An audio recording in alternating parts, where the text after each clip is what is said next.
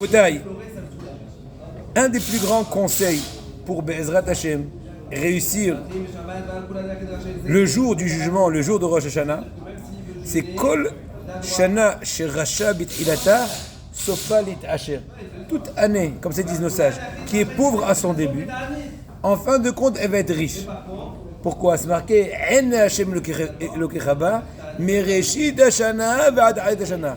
Les yeux d'Akadosh Baruch Hu sont sur elle, de qui on parle, d'Eretz Israël, depuis le début de l'année jusqu'à la fin de l'année. Nos sages disent Réchit, c'est pas juste que le mot début, mais c'est aussi Rachut, c'est pauvreté.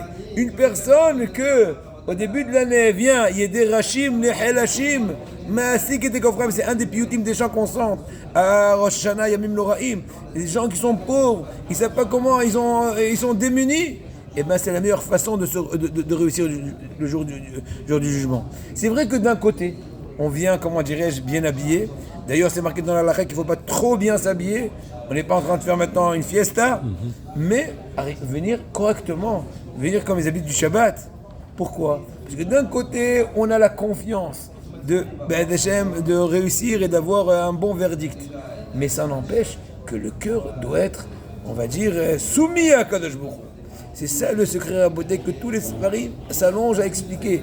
Et le secret à un mot, prends-toi au sérieux. Ça veut dire que tout ce qu'on a dit dans la paracha hier, Kitavo, etc., tout est vrai. C'est marqué que tout celui qui dit que Kadosh Baruch Hu c'est Vatran, on a dit ça plusieurs fois. Tout celui qui dit que Kadosh Baruch Hu il est coulant, à l'aise, tranquille. Il va trop hayav, nos sages disent une sentence incroyable, que sa vie soit Hazé Shalom mis hors courant chez Mishmo. C'est pour ça que les personnes de savoir. Yesh din ve yesh dayan, on peut s'allonger. Vous pouvez voir dans les Sfarim, à Gadoshim le Harizal, qui raconte sur les Gilgulim, sur les Tikkunim, toutes les incarnations, des trucs incroyables. J'ai entendu dernièrement, dans le Sefer Minhat Yehuda, de Rabbi Yehuda Pataya, qu'il y a une Neshama qui est venue. Je ne veux pas rentrer dans les détails de la discussion. C'est des centaines d'années qu'elle était en Gilgul. Elle n'a même pas encore eu le mérite de rentrer au Guéhinam, Le Guéhinam, c'est déjà une étape assez avancée. Et déjà, il commence déjà dans le lavage, pré-lavage. Là, il est en train de mettre le K2R. Il n'a même pas encore fait rentrer l'habit dans la machine à laver à Botaï. Imaginez-vous, à Botaï, rien à personne ne doit pas d'un côté s'effrayer. Parce que si on perd l'équilibre, on n'a rien gagné. Mais c'est bien tenir, essayer, comment dirais-je, prendre chaque instant conscient. Les sédichot, par exemple.